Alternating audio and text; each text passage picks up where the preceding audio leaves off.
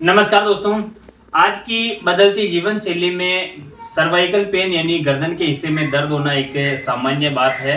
Cervical pain को यानी गर्दन के दर्द को समझने से पहले सर्वाइकल रीजन की शारीरिक संरचना को समझना अति आवश्यक होता है। ये हमारी बॉडी है और ये गर्दन का हिस्सा है।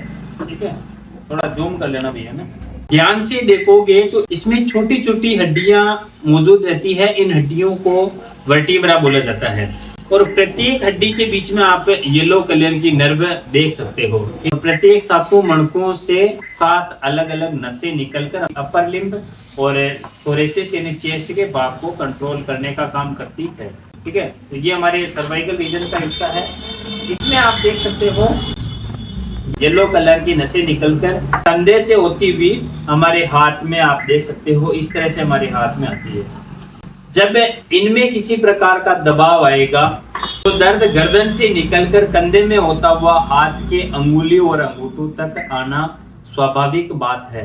यदि आप लंबे समय तक गर्दन के दर्द को इग्नोर करते हो तो धीरे धीरे आपका हाथ सुन्न पड़ सकता है, आपकी बॉडी का आधा हिस्सा सुन्न रह सकता है। कई सारे लोग ऐसे देखे होंगे आपके आसपास में जिनका आधा हिस्सा या तो दर्द करता है या फिर आधा हिस्सा लकवे में चला जाता है। उसका एक कारण सर्वाइकल रीजन में नसों का दबना होता है। इस तरह से समझ ही गए होंगे कि आपके गर्दन में दर्द क्यों होता है। इसके अलावा भी गर्दन को कई सारी मांसपेशियां सपोर्ट करती है। यदि उन मांसपेशियों में किसी प्रकार का खिंचाव आ जाता है तो उसकी वजह से भी आपको गर्दन में दर्द हो सकता है। यदि आप कोई असावधानी पूर्वक वजन उठाते हो, कोई पानी की बाल्टी उठाते हो या फिर कोई भी वजन उठाते हो और उस समय यदि आपको झटका आ जाता है तो उसके हिसाब से आपकी गर्दन की मांसपेशियों में, नसों में और वर्टिब्रा में परिवर्तन होता है। उसके हिसाब से आपको गर्दन में दर्द हो सकता है।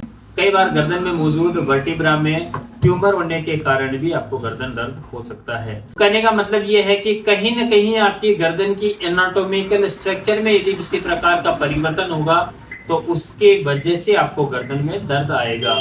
यदि आपके परिवार के किसी भी सदस्य को या फिर आपके जानकार को गर्दन में दर्द रहता है तो आप हमारे क्लिनिक भी विजिट कर सकते हैं। डिस्प्ले पर आपको नंबर शो हो रहे होंगे, आप उन पे अपनी बीमारी से रिलेटिव जानकारी भी ले सकते हैं।